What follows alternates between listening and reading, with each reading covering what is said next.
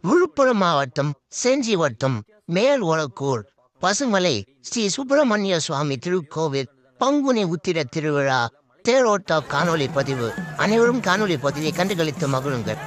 வெற்றிவேல் முருகனுக்கு அரோகரா, பசுமலை முருகனுக்கு அரோகரா, வேல் முருகனுக்கு அரோகரா. அரோகரா கோஷம் முழங்க பக்தர்கள் தேர் இழுக்கும் காட்சி.